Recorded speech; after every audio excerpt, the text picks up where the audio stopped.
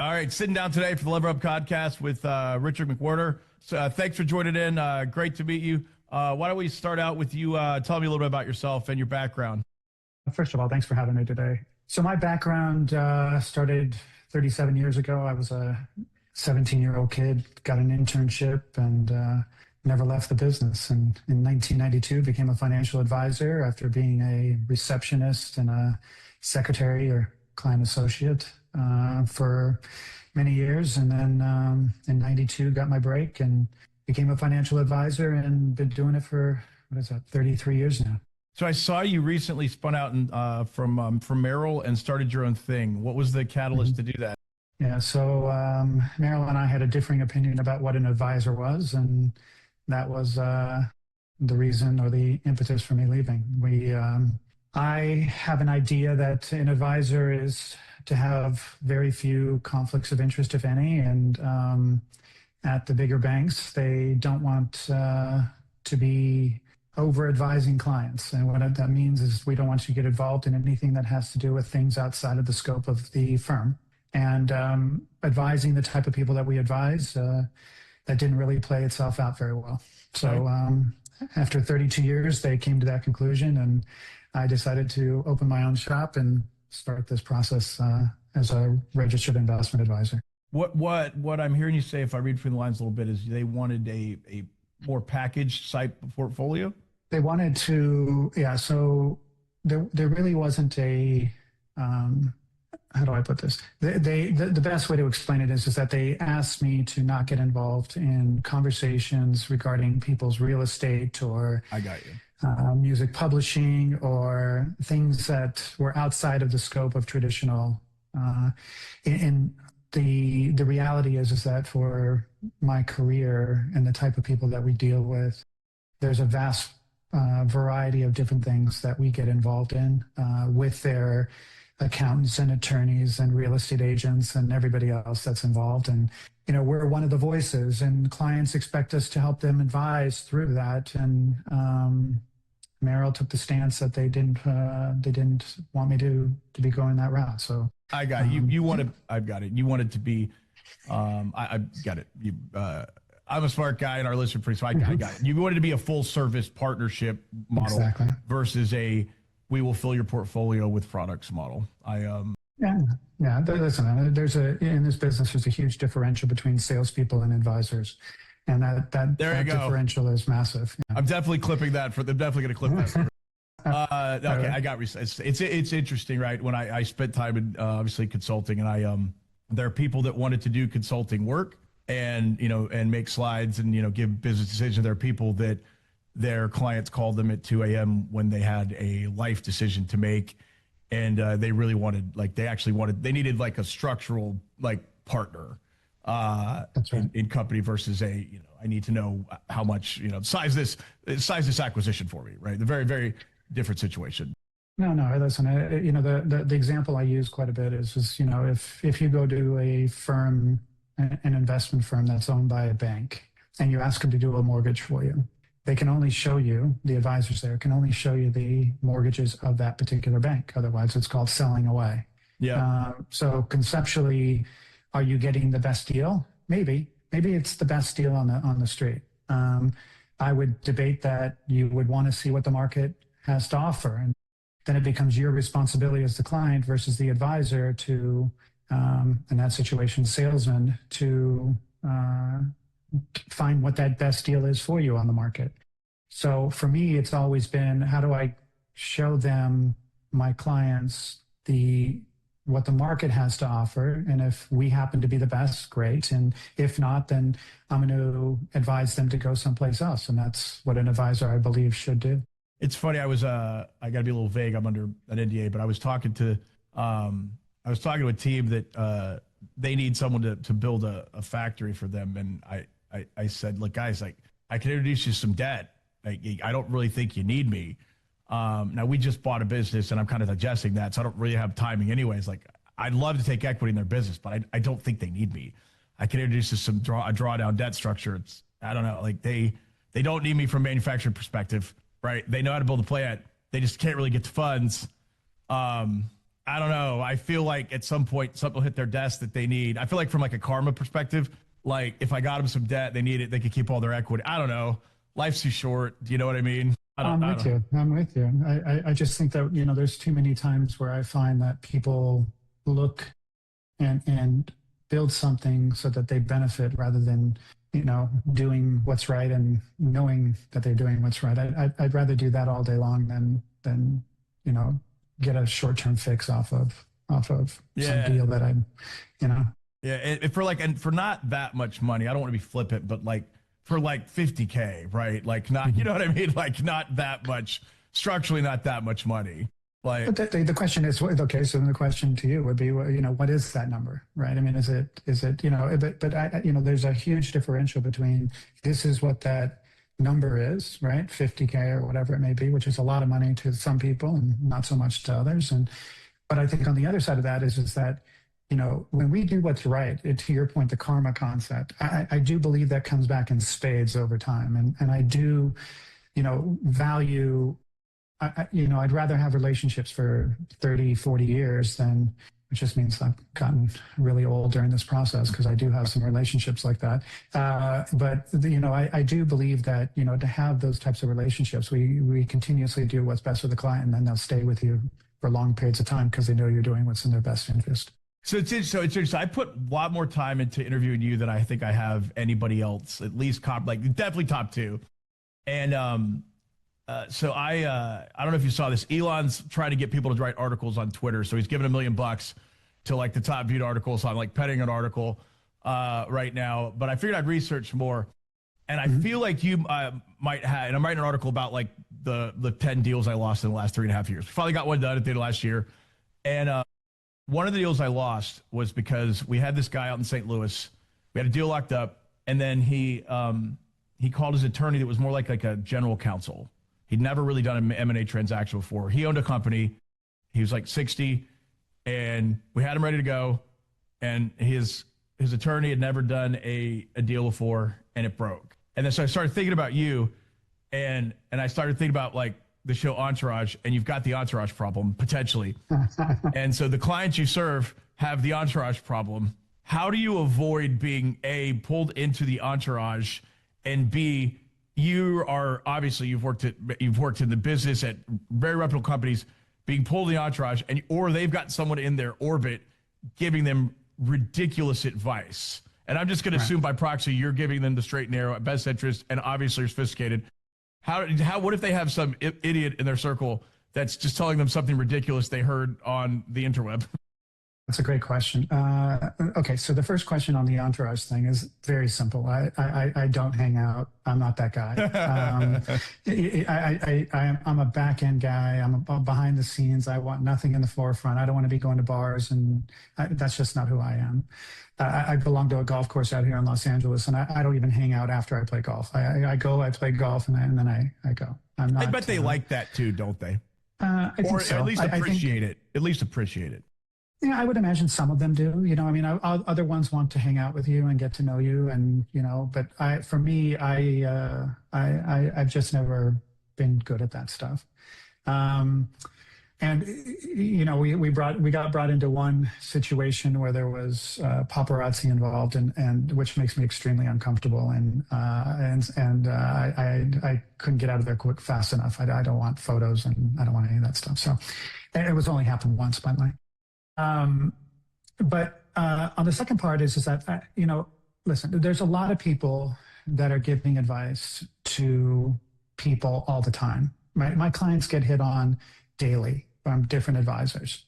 And, some of these guys are going to, be really good salespeople or really good advisors. And how do I keep that relationship intact, and how do I keep these relationships for as long as I have? And fortunately, and a lot of that has to do with just, it's very rare that someone with to your point, is someone that gives them Instagram advice, or, by the way, sometimes it's correct. For sure. Yeah, I'm not trying to very rarely. I'm not trying to bucket everybody in. I get you. Yeah. Yeah. but it very rarely, to your point, I think is that. But I do think that, when we go through and you look at people within their circle that are giving advice, it's pretty easy to break that down. And it could be an arrogant statement on my part, but if clients are looking at another advisor, I'm just like, bring him in and we'll all sit down together. And if he's smarter, then it is what it is. And, there's going to be people that are much smarter than I am. And then on the flip side of that, if someone's got a stupid recommendation for someone to do something, let's sit down and go through it. I can only do what I can do, and I can give my advice, and some people are going to listen to my advice all the time, and some people are going to take 50% of it. You know what I mean? And so it's not going to be 100% of the time that clients are going to go like, oh my God, he's so smart that he figured it all out. Yep. They're going to take my advice sometimes. A lot of the people that we deal with are so uber successful outside of me that it shocks me that they would even ask me their, in Fair real enough. estate, right? So, the idea of me giving my opinion, I also think that, it's like a lot of things, right? We only know what we know. And I tell clients that all the time. I can do all the research on a stock or a bond or whatever, and it can still do crappy, right? And that's part of the deal. And as much as, research and there's so many other variables that go into all this stuff that we do on a daily basis that, sometimes I tell clients don't do this and it turns out great. And other times I tell clients not to do something and it turns out exactly as I had thought. So, we have to know that there is no certainty to any of this stuff that's going on in the markets. Otherwise, you wouldn't have bears and bulls. You wouldn't have a market. You'd have everyone buying and no selling. So, what we always forget is the market is a buyer and a seller, right? So someone thinks it's great and someone thinks it's right, and that's just the way it goes. How's the sausage made, right? So you've got clients that they kind of live on text, or they have people that are gatekeepers, and it's apologies for the pop psychology, but you seem like a structured, disciplined guy just from getting to know you from our pre-call.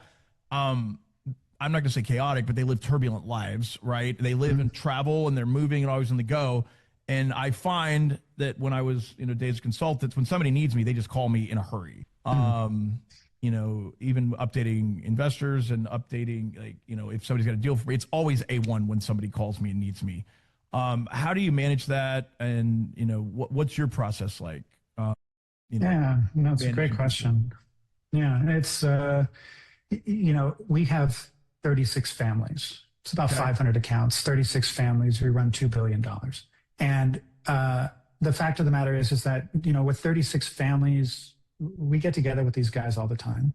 The ones that are difficult are obviously the ones that are traveling all the time on tour or whatever it may be for those particular clients.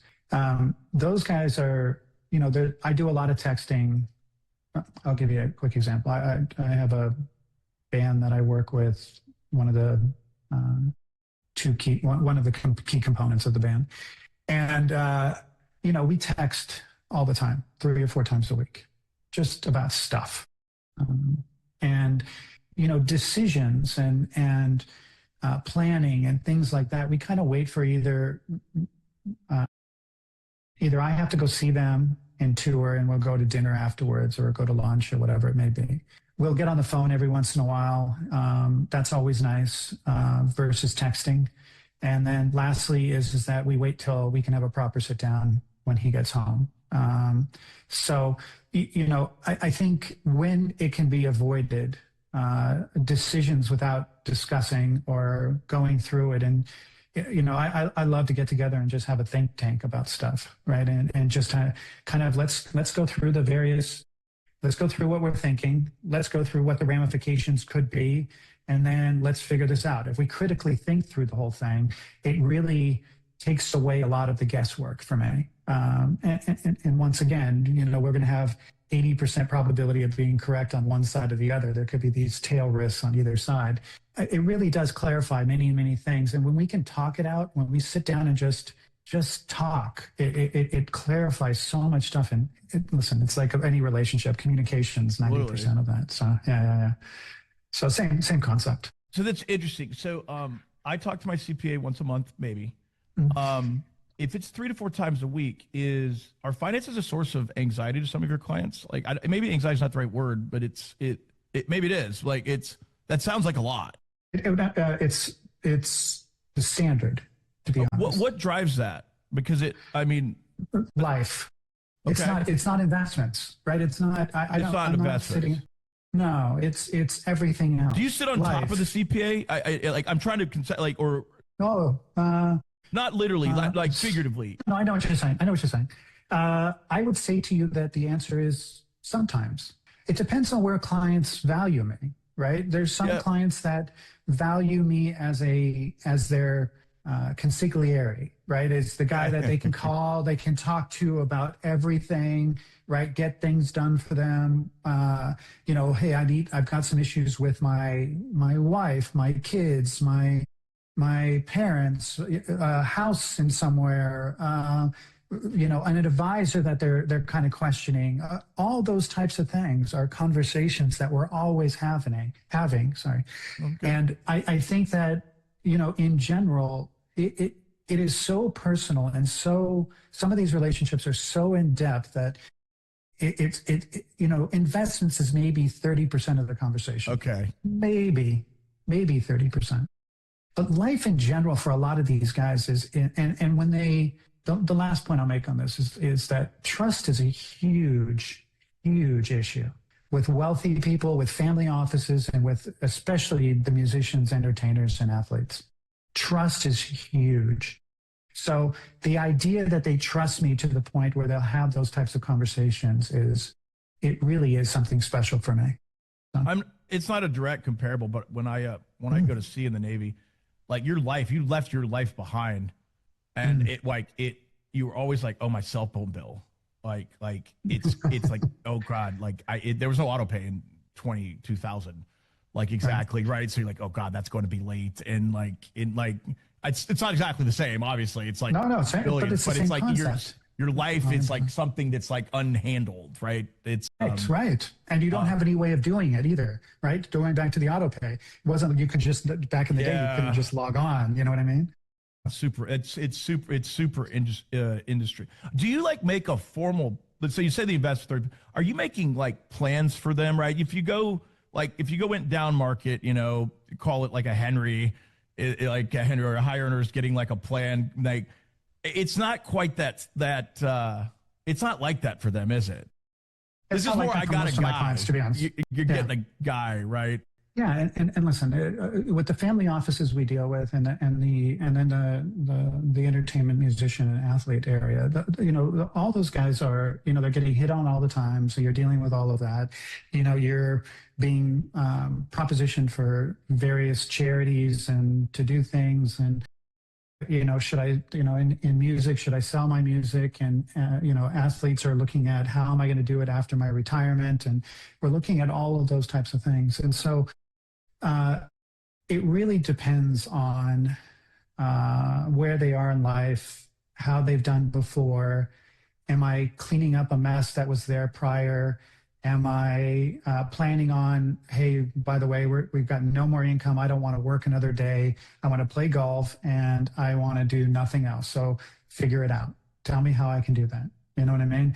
And we do future value numbers on that, and we use different rates of return, and we model this stuff out, and then every three months, 6 months, whatever, we go back and we reevaluate those numbers so that we're on track. And it really depends with each person. By the way, it really doesn't matter. The family office people are a little bit different because, that's, lots of money versus somebody that's, got a few $1,000,000 and has to live the rest of their life on a certain standard of living that we need to figure out for them and monitor their spending and things like that. So where do you it's interesting you said because what is the average age of average career of an NFL player is like 3 or 4 years, right? It's not 10.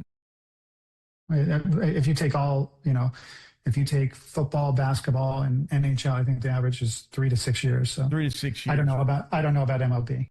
But so yeah, if it's three to 6 years, most of them need a second career, right? Depends on how they did it. Depends on how they did it.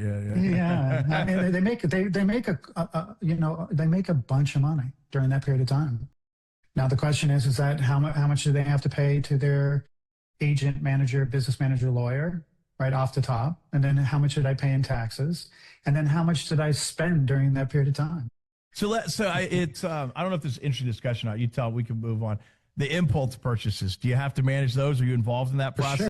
Okay, What is that? What is that even like? Because I know, is it when you pick up the phone, are you like, oh God, or are you like, or do you have a process for that? I have a process for everything. I'm an engineer, right? I was on a submarine, so like, do you have a process for that? I mean, no. It's a conversation. I'm like, dude, if you do this, this is what this means. Okay, right? Like, sounds like me, by the way, actually. it's just simple. It's just so simple to me. Right? It's like, okay, you can do whatever you want. It's your money, but it's going to put you behind like this. And do you want to get off the road and you don't want to do 70 shows or 60 shows or 50 shows a year? Well, then you don't spend this money. You know what I mean? And so it is a absolute, it's funny. Most of the things that I do are so data driven that it takes away most of the emotion from it. They don't feel like you're going to judge them when they call you, do they? No. They don't. No, I mean, because I'm just going to go, it is what it is. This is what it is. And if you want to do it, you do you. I see why you were saying clients. You're like, it's not. No, it's seriously. It just is. Here's the numbers. So they probably are just calling you for the math, aren't they? For sure. And really they know that I have little emotion regarding that. You're like you're a dentist. Yeah, you're a dentist that doesn't yell at them about flossing. No, what do I care? If you don't want to floss, your teeth fall out. It is what it is, So that's really good. Oh, that's really good, because I was sitting stewing, so I was stewing about. I was like, I wonder if, because I didn't think about it. You're not giving them a lecture about that. It's like, yeah, this is what it is. You lose 2 years. You go back. I don't know, my brain, because we were talking about music the other day. My brain went to Bob Seger on the road again after that. You said 74 100%. shows a year. That's exactly where these guys, as I said, it depends on what type of musician you are, what type of, are you one of the owners of the music, or, do you have publishing rights or writer share, or do you have master? All these types of things are things that we take into account. And then I have to also understand what your spending behavior is, and decisions that are made are based upon the idea of what that looks like. And so when we go through the process of evaluating that, we give our 2 cents. But the thing to remember with all this stuff is I'm just one of several advisors, right, in this process. Now, whether or not they listen to me more or they call me more in regards to stuff, that could be something. I always assumed, because I wasn't charging an hourly fee like a lot of other advisors do, that I was just the cheaper advice. But the reality is that a lot of these guys, they're going to hear what I have to say, and then they're going to talk to their significant other, and they're going to make a decision, or go and talk to their lawyer or their accountant or whoever else. So it's a very human approach to it, for sure. But I do think that, giving these guys my unfettered advice one way or another, and then they're going to make a decision. And what am I going to do? Yeah, it's the way I was framing this up when I was thinking about it was like, not like there would be rules and guardrails and that, and where it's hey, now it's I'll hold your hand through the good and the bad kind of, and like, look, you made these decisions. This is where we're at. Like, this is where we're at.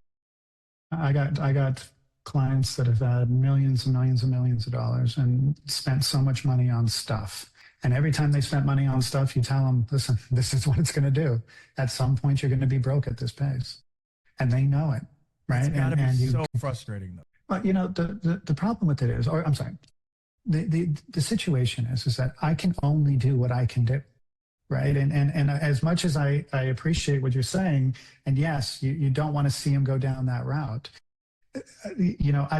I can only, it's like my kids, right? I can only teach them and guide them, and they're still going to put their hand on the stove and see if it burns, As a Bezos said, he'd rather have a kid with 9 fingers than never have them play with a pocket knife. And there you go. Yeah, and it's we've bubble wrapped our kids in the last 20 years, and I was a Creek kid in North Carolina that like jumped in and scraped my knees, and some kids got hurt, and we bubble wrapped our kids. I don't know if it's better. I hear you, and it's so sad to see It's so sad to see an athlete make so much money and end up broke. It's so sad. And, I couldn't agree with you more. And I was shocked. I will tell you that I represented a basketball team for a long time. And when I took my kids, I remember to one basketball camp with two of my sons. I have 6 kids. So 2 of my sons awesome. I took. Yeah, it is awesome. But it's a lot. But anyway, so I take them to the basketball camp and I saw this guy that when I was in high school, this guy was a stud at a university or in college, and I know he played for the team for a while. And I said to the CFO of the team, I said, how much do you guys pay that guy to teach my kid how to play basketball? He said, oh, it's minimum wage. And I'm like, and he goes, yeah, we're just trying to give him something so he's got some money.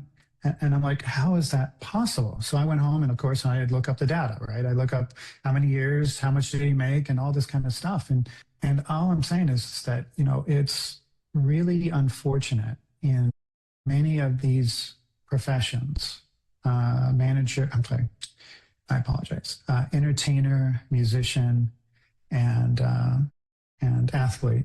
In those, because the paychecks are, in many cases are really large. I mean, when you look at these guys that are making $100 million or whatever it may be, it should theoretically be a different level, although we've seen some of those guys go bust too. But the ones that are making $5 million a year, and when you do the math all the way through that, they're netting out of that, after 25% off the top for manager, agent, lawyer, business manager, all that. And then you get down to taxes at 48%, and then in California. And then, when you're done with all of that, you're down to a couple $1 million. Yeah, dude, 1.5, 1.8, probably 1.8. Right. Yeah. So then what do? I go buy a house. Yeah. Right. And then you have a injury, or you don't get picked up on your next contract. All these things are things that could happen, right? Listen, the one that I was speaking about had a 14-year career and working for minimum wage, right? So my point is that when you go through and you look at each one of these situations individually, there's something that went wrong, either bad advice, spent a lot of money, whatever that looks like. For me, I come in and try and, how do I fix that? With music, it's different. Music, I have income coming in from as long as I didn't sell my music. I have you have some tools. I have publishing 100%. I've got something coming in potentially. Now, a lot of these guys are selling their music and their likeness and everything else. For me, when you look at an entertainer, when you look at these guys and you do the math all the way down, it really is something where someone, in my opinion, needs to be more directly involved in teaching these kids how to manage this money. I've talked to so many people regarding this over the years. And, even in music, you have these guys that are making millions and millions and millions of dollars. And then you see their cars being repossessed and because they bought a Lambo and then they did this and they did that and they had one song and it did really well. And, there's so many of these stories. And all I'm saying is that at some point, someone has to take responsibility to help them, right? And I will tell you that in the situation that I know, it's not going to be the team. Maybe it's the NBA. Maybe it's their management or their agents or whomever. We've been trying to design for the past 3 months or so, we've been trying to design a internship program for people during the off season so they can get some type of vocation. And we've been talking to a lot of different people, and because I've been around forever, we just know a lot of people here in Los Angeles that, have businesses or accountants or real estate people, all the back end stuff. And a lot of them have been really receptive to that, right? To having these guys come in and work in their off season, being very flexible with schedule and being able to do it that way. And, for me, those are the types of things that I think more people, in my opinion, need to do to give some type of ongoing vocation for people that have been really focused on what they've done so well for so long. Now they're 28, 29, 30 years old. Now what? I got 60 years to go. It's It's super interesting. We have an NFL player. I haven't dropped this press release for the company. He's in the industry that we just bought a company in, and it doesn't make sense why he went here. He's like he runs a similar company to what we bought. It was a total pivot. He was like off-season practice squad. Did a couple years, like first couple years, he was off-season practice squad. Couple years in, was like back up. He got one touchdown. Was like a little bit in. But he didn't really make it. I shouldn't say it that way because it's still impressive to me, right? But he knew. But he made anyone. Anybody that made it is impressive. Like I had a guy on my podcast that did 6 years in MLB, and I think he's like, oh, I never made all the way. As far as I'm concerned, dude, you crushed 100%. It, right? You know what I mean? Like, but like obviously anybody that even makes it to that level is always like totally self-flagellating, right? Yeah. And but the guy that makes it 5 years at like a full whack contract at millions, those are my opinions that are like most at risk to like have the crash out and blow up and make the bad decisions. You know what I mean? Like, 100%. The best thing I saw on LinkedIn ever was Tom Brady's resume because he thought he wasn't going to get drafted. That's my absolute favorite thing on the internet. And it was like Heisman Trophy at the bottom of his little interests, right? And because he thought he was going to have to go be an investment banker, right? And Mendoza, I was reading something the other day in regards to Mendoza from Indiana, and the dude's doing internships every single summer, right, in real estate or something. That's what I was. Don't quote me on all that, but that was what I heard on one of the broadcasts. Was that he was doing internships every summer. That amazes me. That's a meme. No, it's a meme on finance Twitter now. That's like how that's the genesis of this whole effort is it's like talking to everybody else. Sorry, your internship. We've extended an offer to him. Like, yeah. It's but it's fascinating to see how over the years, listen, the biggest thing that happened many years ago was there was an article that came out from this guy, Pablo Torre, and if I said that correct. But he came out with an article in Sports Illustrated, which is probably one of the biggest articles I've ever heard quoted ever, and said that 78% of Major League Sports, and I think it was NBA or NFL or both or whatever, went either bankrupt or had financial distress within 2 to 3 years or something to that effect, right? And this came out in 2009. Now, for me, I don't know where the data came from, right? I heard a podcast with him in 2024 and he talks about it. He really didn't clarify where the data came from, except it was a quote. So that could be but I do think that there's a lot to be said for we can look at bankruptcies. I think the National Bureau of Economics Research did one in like 2015, 2014, and said that 15.7% went bankrupt of the 983 or 987 players that they looked at, which is far less than 78%. The difference is one's bankruptcy and one said bankruptcy with financial distress. The other thing that I will tell you is that I do know players that are having financial issues that would not tell a soul that they have financial issues, nor would I. It's very embarrassing. 100%. So the idea of these guys actually stating to anybody that they're in financial distress is a big deal. So I don't know if that data's spot on. I don't know if it was a quote made by somebody. The National Bureau of Economics looked at bankruptcy records. I know that there was some methodology to that one. But let's just say that a much more heightened amount of players relative to the population go bankrupt or have financial distress in sports, music, and entertainment. It's ridiculous. I would live by the 100%. Listen, if it's 15%, it's ridiculous. Right. If it's 15%, even if it's at the number, it's ridiculous. Right. Because proportionally, could you imagine 15% of Americans went bankrupt, right? 2 to 3 years after retirement, right? Exactly. Whatever that looks like, it would be ridiculous. It would be horrible. So my point is that when you're looking at the numbers, we do know. I would surmise, I would hypothesize that it is much higher in those 3 areas of occupations than anywhere else. I would be I can't imagine that it's certainly not. They're certainly in the top 10. Yes, They're certainly in the top 10. I agree with that. Let's pivot. So yeah. The people I have met that had their own RIAs are running towards the big shop, not away from them. They're running the aggregators. There's all these fintech startups that are supporting RIAs to get them out of starting their own shops, and you ran away. So what's it like day one away from the infrastructure that you had for years and years, and you got to do everything yourself new? Talk to me about that, because I left institutional private equity. We had a closing team. I just went through my first closing, which was I had Christmas Day off in December, and so you did the same thing 2 years ago. Talk, and I will say what's the grimy detail stories are always, everybody always likes those. Day 1 through 180 sucked. I hear you. Plain and simple.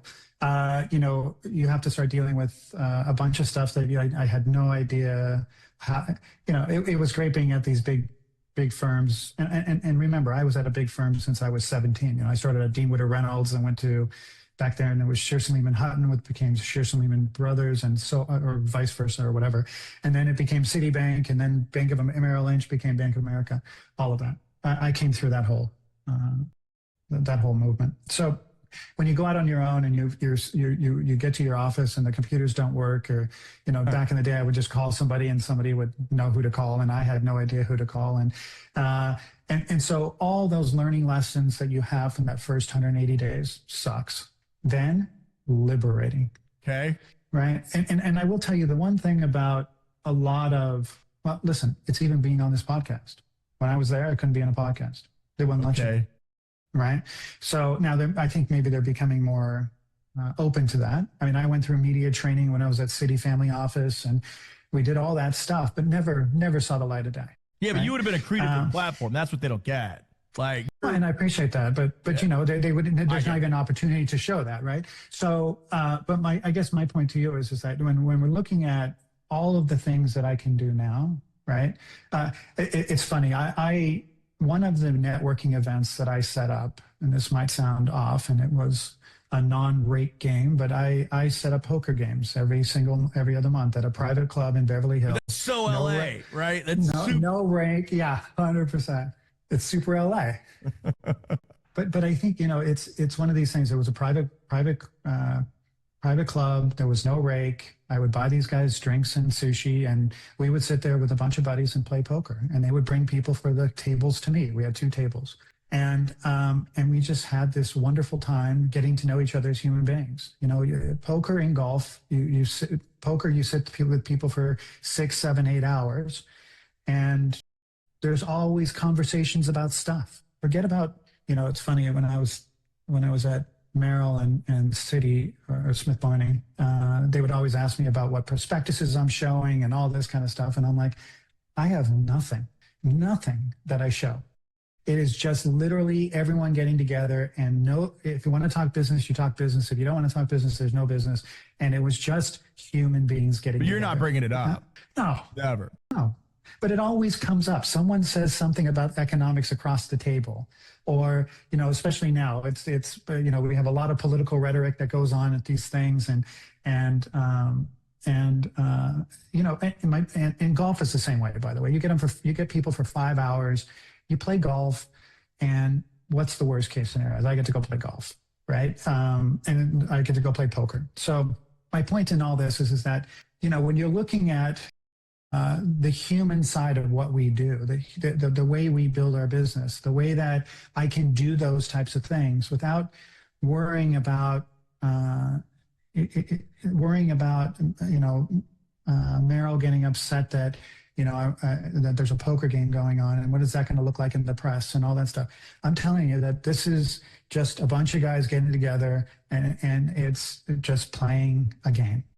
And just having a good time. So it's literally board game night, and it's board game. It's not that serious, right? I had 3 board games. We had Settlers of Catan going to Denver, and Cards Against Humanity, and I don't even know some other game going, very vanilla, but somebody in corporate at Merrill said that wasn't a good idea. Right. And the word I use is not, it's just sterile. It's sterile relationships. It's sanitized. It's safe and boring and not helpful. There's no relationship. There's no relationship. It's transactional. No. Yes. And they talk about the concept of advisor, but the reality is advisor's not what really they want, in my opinion. They want a salesman. They want someone that's going to show their, I'm not saying their products, but they're going to show products that have been approved by the firm, which I get, due diligence and all the other stuff that goes on with that. But there's a lot of products out there that, people are big boys and you explain this stuff and you go through it and you advise and clients are going to make their own decisions. Very similar to what we talked about earlier with, these big purchases, right? They're going to make their own decisions at some point. I don't need to push anything. The no sale is better. So you got 180 days. You were obviously the admin administrator for Outlook 365, I'm sure. I had to go through that too. Still there. The logistically, I probably want to ask that. When you're obviously you've had long-term relationships. I struggled with getting new. So clients for me are investors. Right?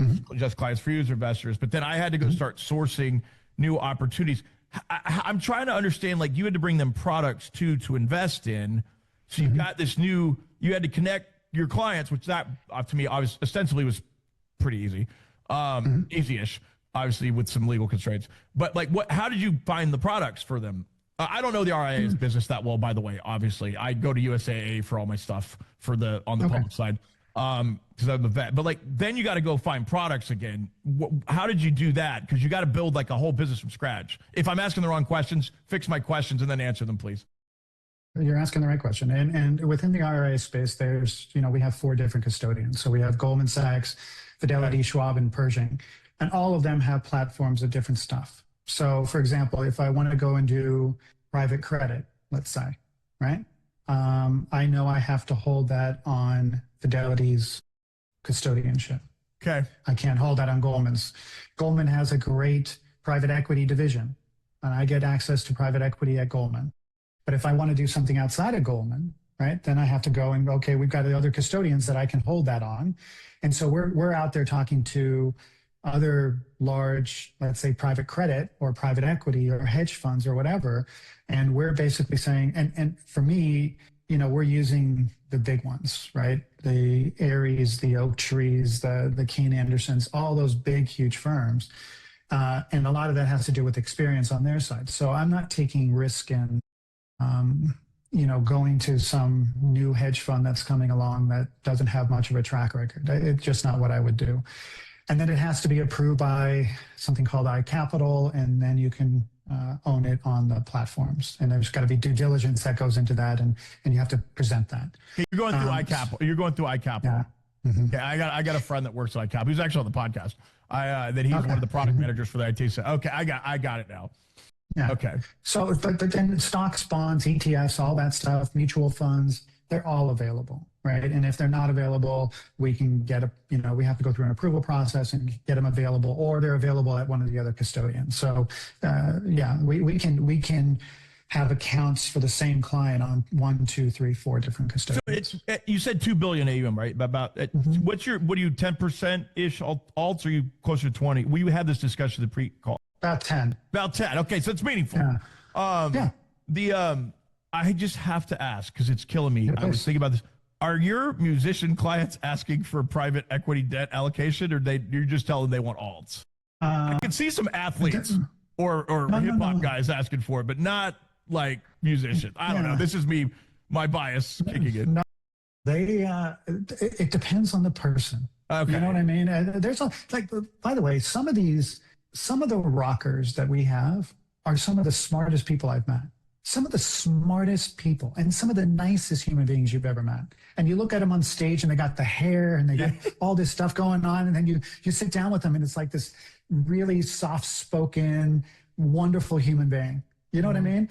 And then so my point is that it really depends on the human being with a lot of this stuff, right? And it's just like any other person out there when it comes down to their knowledge, their risks, what they're what they're willing to do, what they're not willing to do, and you explain that situation and what happens if it works out and what happens if it doesn't work out.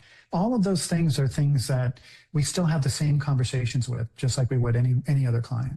I saw Billy Corgan on Bill Maher's sit down podcast. I don't know if you saw it, but he's freaking really smart. And I grew up on him, and I didn't expect, he was the arm between how smart he sounded and what I expected him to be was really wide.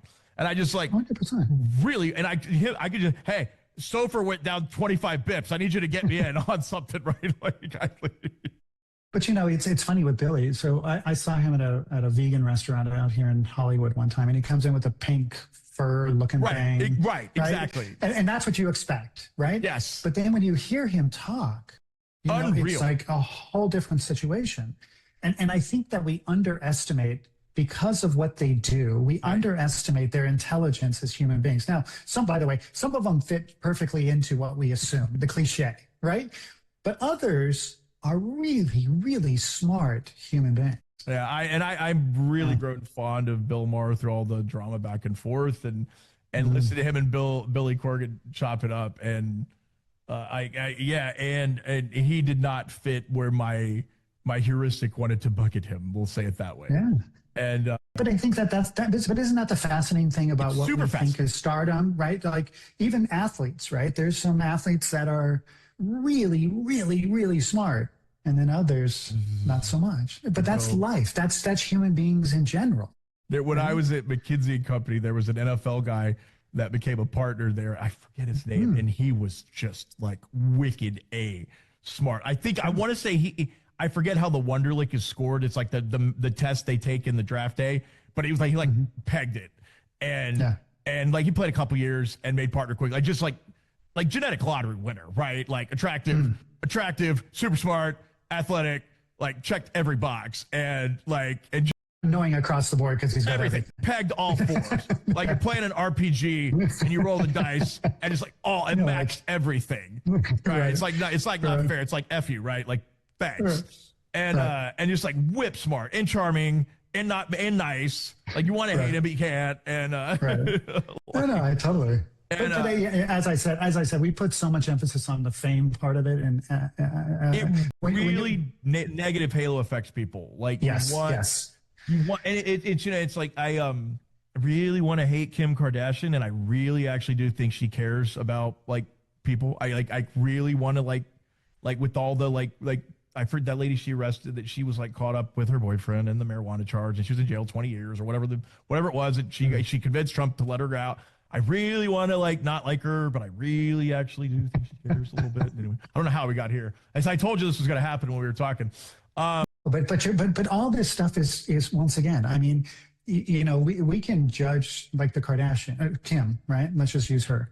She's, I appreciate the idea that she comes out and tells people that, she's trying to get her law degree and she's trying to take the bar and she didn't do very well on it. And, that's stuff that most people would never say a word about, right? They would never admit to it. Mostly stuff you'd keep to your hidden self and the... And there's an appreciation, by the way, because it's human. It's real, right? And I think that's part of their brilliance. It makes the stuff that I previously bucketed as performative feel less performative. And then... I like that. Okay, so then you're at 180 days and you're happy. You're happy. You've assembled products. We'll go back to that. And then, so you're a year in. What's the plan? You're $2 billion. What's the plan for the business? Don't know. But that's an honest answer. I mean, quote unquote, you quote unquote stay here in perpetuity. You don't seem like a guy that would want to tread water, though. Well, there's different pursuits, right? There's for me, the pursuit of, the way I look at it is that what drove my growth in this business has been, I am an avid, and I was a horrible student. I'm an avid student at this point of this business. And I will tell you that, a lot of just studying and the confidence that brings in having any conversation bring up any topic. Like we talked about in our pre-call, it's let's go, anything you want to talk about. And, what's fascinating to me is that I spend so much time on stuff that you would never think that would be something that an investment advisor would spend time on. But the reality is this is because of conversations that I've had with clients. And so my point in all this is that I don't know where my business goes. I mean, I'm trying to maintain everything I've got, and then hopefully it grows by whatever percentage every single year. Um, the reality is that, new accounts may come along, and I might come across people, or people might come across me and want to start working with me. And those are the things I don't have control over. What I do have control over is that what I know, what I can do, what I try to do for people, I have control over that. So we'll see where this thing goes over time. And to your point is that hopefully I can, take care of my relationships now. And, it's getting, the older I get, the more generations I'm accumulating within my book. Some we're 3 or 4 generations deep with some families now, and then vertical, right? So we've got the horizontal and vertical. And so on the horizontal side is we've got, aunts and uncles and all that, and their kids. And then vertically, we've got the matriarch and patriarch of the original family, and then all their kids and grandkids and everything else. So we'll see. I don't go into it with a plan of this is what I'm going to accumulate over this period of time. I'm just going to keep doing what I do. Keep working. Do you have, tell me about your team. What's your team look like around you? Yeah, so I got 4 analysts. I've got 2 operations people and myself. Okay. Are you grooming anybody? It's a great question. I have thoughts on what I want to do there. A lot of people that come through my door don't want to do what I do. Really? They just don't want to sit there. I've been doing this 30 years, and if you look at the mountain of information that I have to read every day, it's ridiculous. And by the way, I will tell you that the past year has been one of the best times in my career intellectually. I know more about stuff that I thought I know more about stuff that I would. Give me an example. Give me a story that's something just like I know stuff about Venezuela than I know stuff about Venezuela that I never thought I would know about Venezuela. Right? The type of oil that they have, what that does, their relationships outside of the United States. I mean, the types of things that I've been able to sit there and study is ridiculous. Did you take apart stuff when you were younger? Wonderful. Did you take apart stuff when you were younger? You didn't. Okay. I was an athlete when I was a kid. I was an athlete. Okay. No, I hated to read. I hated all Interesting. You broke my thesis today. 100%. I was a horrible student. I seemed to always get decent grades, but I was a horrible student. And so I played, sports in high school, and I thought I was going to do well going into maybe amateur tennis at the time. And then I decided to give that up on a whim one day, and really never played ever since. So, and then for 10 years afterwards, I was just treading water and didn't know really what it meant to be an advisor for my first 10 years in the business. Okay. So it's so funny because I'm like obsessed with reading. So I would go to see, and I'd like max out a Barnes and Noble card. We didn't have Kindles or anything I bring like books and read books all over. And so we smashed Maduro, apolitical discussion. How much did your phone freaking ring when we did that? 0. Wait, really? Okay. I was expecting 0. Okay. And a lot of it had to do with it happened so quickly, and people didn't realize that there was such ties to other countries, China particularly. Yep. And then what it meant to our oil industry as far as, and once again, I think during that period of time and that particular topic, we stayed down pretty much party lines. This is ridiculous or this is awesome, right? One side or the other. And for me, and I say this to people all the time, is that I don't care what side you come from politically. It doesn't matter, right? Because the bottom line for me is I have my personal opinion. My clients know which way I'm thinking. And secondarily to that is that I have to understand the ramifications from all of this, because these policies are going to be implemented whether I like it or not. I mean, who am I to be involved in that process?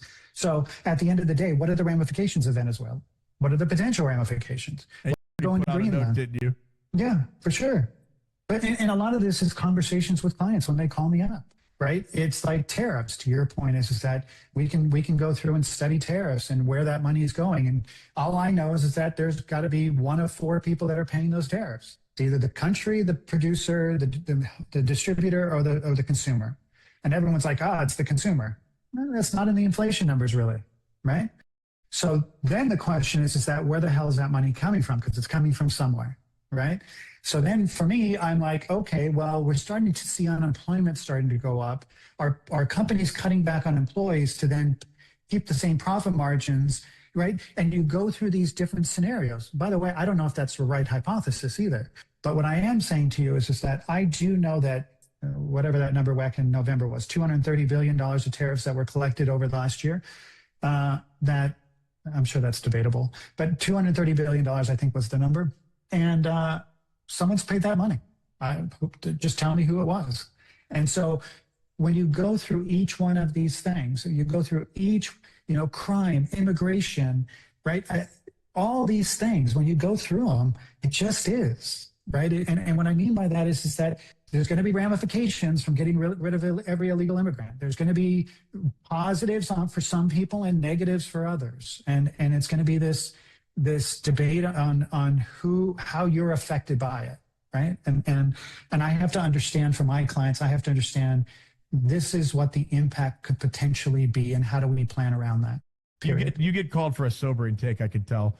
I got called to a Middle Eastern television station called me to give be on a panel for tariff takes, and I used to work a lot in Asia and in manufacturing. My business partner is still in the National Guard, and he was like, Paul, can't do that, and I'm like, okay, and I was turning down advisory work on Liberation Day, or whatever the hell they called it.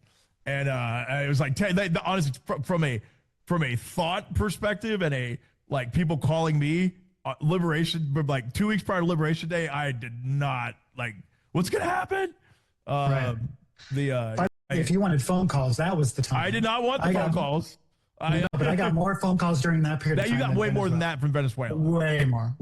Yeah, that and the other thing, I also think that we become numb to a lot of it all. I mean, look at the response of the markets when he says he's going to threaten tariffs on 100% over the weekend on Canada. And then Canada says, no, we're not doing anything unilaterally with China. And then, so you have this. We get he's just talking shit again. And if it happens, it happens. And, not much has really happened as far as inflation because of tariffs, right?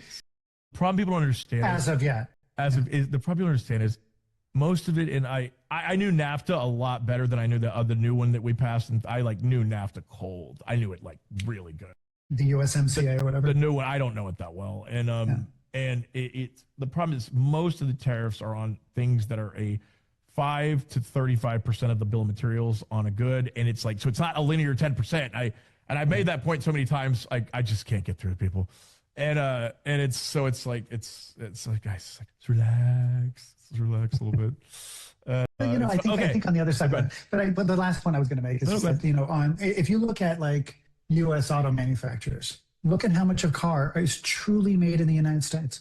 Nothing, very little. And by the way, some cars a lot, other cars not so much. So my point is that when I'm looking at what the impact of this stuff is going to be, I would have to bring down every single part and every single country that is impacted by tariffs and try and calculate that. And there's no way in hell that that's possible. Ironically, it's the BMW in Spartanburg, South Carolina. That's least effect. That's it's most made in the USA. It's really, really funny. I actually almost bought an airbag manufacturer in Mexico in late 2024. And I was going to have to send a 3-person team down there. And I had a lot of Spanish speakers at the time. And everybody was the family offices got a little skittish because of after the election. But I was like, what? We're going to have fun. It's going to be great. Down there. All right, look, we've got an hour. Let's a couple more things. A couple more things quick. I want to know. I feel like you work with a lot of creative types. We'll bucket athletes as out of that, but you do work with a lot of creative types. Yeah. Someone that advises creative types, and I've worked with a lot of R&D types, which I say is moderately fungible. like, what advice do you have advising creative types? Because I've had some difficulties doing that. Like, you're advising creative types. What I'm hearing you say is be the stoic. I need to go back and like read some stoic stuff so I can see the stoic energy. But notwithstanding that, like, what advice do you have working with creative types? You're like, this isn't me asking for the audience. I'm actually just kind of asking you right now. Totally. And I will tell you that it's coming from the opposite perspective that they have. I come from a literally non-emotional, non-creative, this is what it is, and it is what it is. And you can debate me all day long, and you can tell me how wonderful all this stuff is. You know, when I go into a conversation about, I remember I was working with this fashion designer in regards to her foundation, and she's a brilliant woman. And she had 45 different ideas in a day. We'd sit down for lunch, and by the time it was done, my brain hurt because I can't understand any of it. Do you know what I mean? And she's so smart at what she does. But if we sat down and did numbers, if I pulled out a spreadsheet, I could put her to bed in 30 seconds, meaning that she would fall asleep so quickly listening to me speak about the stuff. So when she would ask my opinion, the reality is that it was this non-emotional, numbers-driven opinion. And by coming from that perspective, it was something that they didn't think about because that's not how their brain works. Just like my brain doesn't work in that creative way. It really is, you know, the people I deal with know I can be very non-emotional with stuff. Do they feel like you're not hearing them though? No, I don't think so. Maybe. I'm asking, not telling. No, I'm just curious, honestly. No. And I would be curious with that too. But I think that they call me to get that non-emotional thing, right? And because I do think that so many people around them, you know, especially the uber successful ones, you know, a lot of people around them, not to put them down because they're very nice people, but there's a lot of yesing. 100%. Right? I bet there are a lot of That's a lonely gig, man. If you're famous, and I'm not that guy. Oh, I know you're not. That's your shtick. You're not that's that my guy. shtick. Right. I'm going to tell you what's up in one way or the other, and it's just my humble opinion, and sometimes not so humble, but my opinion is this, and this is what I would do, and this is how I would do it, and this is why. You know, and a lot of them come to me with stories and all this stuff, and I'm like, I'll listen to the story, right? Because I want to hear what they have to say, and they're most of the time very passionate about it.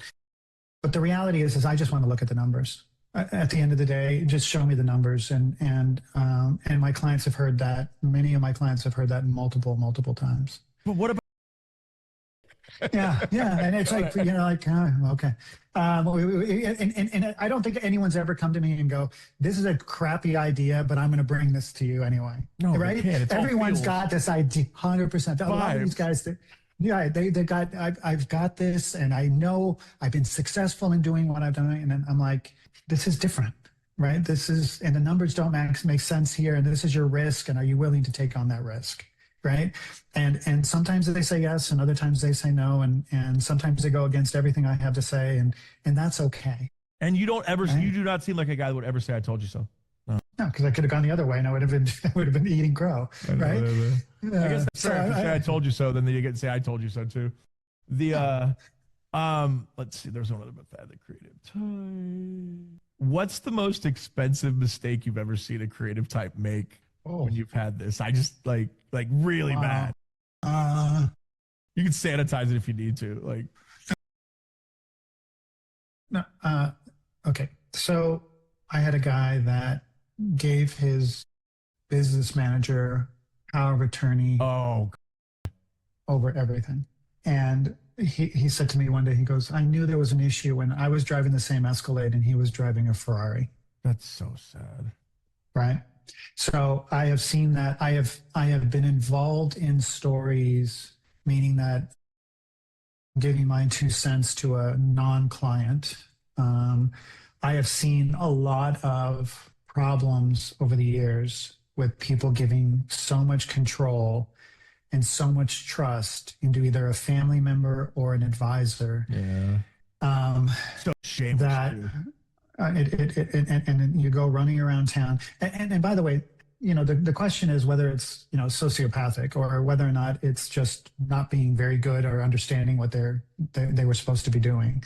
But I do know that and have been, as I said, I've been involved in meaning I've been told by the person stories about how they had hundreds of millions of dollars and all that money is gone and I'm having to go back on tour. And then, by the way, but a lot of these guys, you know, like Prince, right? Prince sold, I believe, and if the story is correct, Prince sold his likeness, right? He sold his name, right? And that's why he became. Is that why he changed his name? From what I was told, I had no idea. I was like, this is so stupid. We might want to look that up, but I know, but like but it makes more sense than why he did that. Yeah. So, but you know, when you do those types of things, you lose your future revenue on and once again, it's just a calculation on how long it's going to take you to make up the money that they're giving you after paying capital gains taxes and all those types of things. Man. But once you lose that, what do you have left, right? And I do find that there's been a lot of bad advice given because I do believe that, in my personal opinion, that there's been inherent conflicts of interest that have driven some decisions by advisors because of the percentages that they were taking from these clients. And I will stand by that statement. But and so once again, when you can give unfettered advice and advice that's not driven by the idea of, it's the fiduciary rule, right? Do what's best for your client before you do what's best for you, right? It's the same conceptual idea with all this stuff. So, people play it fast and loose with that role. And they take advantage of it, and I think they get caught up, and then they need to make up. It's like going to Vegas, right? When you start going down, then you're like, okay, I'm going to bet some more, and then you go down some more, and then you're going to bet even heavier to get back the money and it becomes this vicious cycle of trying to make up. And I also do think that it's intoxicating to get involved with people and that kind of money and the types of things that you get access to and invited to, and there's so many different rabbit holes that you can get caught in. Sometimes it's quicksand that you can get caught into, and you can't get yourself out of it, and you're just addicted to that life and running around with someone else's checkbook and making decisions for them that you think could pan out, and really not looking at the potentials of downside risk. All right, the last question I always ask everybody. Yes. Okay. What is the book that most impacted your life that you recommend everybody reads? So I give 2 books away to clients, new clients. I actually have that on my list. What book would you give to clients? That's great. It's called Factfulness. Factfulness. Yeah. Mm-hmm. And Blink by Malcolm Gladwell. And so it's, as me as a human being, my favorite book of all time is To Kill a Mockingbird. So that's who I am as a human. But all in all, those 2 books, Critical Thinking and Factfulness for me is, as well as Blink, is I've been doing this a long time, and I get brought into situations with clients because of I don't take what someone tells me up front as being truth. And I am discerning to a fault because of many times I've seen people that I have represented or loved get taken advantage of. And so I have a very hard time, and it takes me a while to trust people. And I get brought into situations where people are having a little bit of a question about somebody, or someone new coming into a situation, or I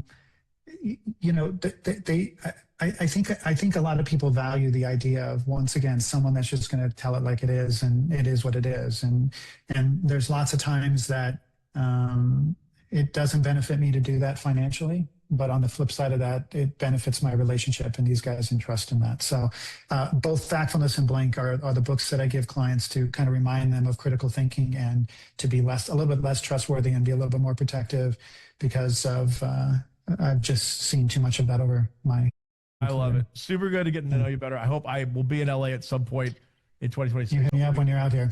Face. How do we get in touch with you? Yeah, so I'm on LinkedIn. I'm at Richard McWhorter. It's McWhorter, or you can go to my website. It's SRM, that's Sam Robert Mary, privatewealth.com. Super good to meet you today, bud. Anyway, looking forward to getting more. And honestly, I learned a lot today. And anyway, looking to see what your growth is like, and talking to you again. And hopefully go to a concert with you at some point in the next couple of years. All right. I would love that. Let me know. Talk to you soon. Thanks a lot. Thanks again. Thank you for joining us on Lever Up. We trust today's conversation provided meaningful insights into private equity and entrepreneurship. Stay connected by subscribing to our podcast for upcoming episodes.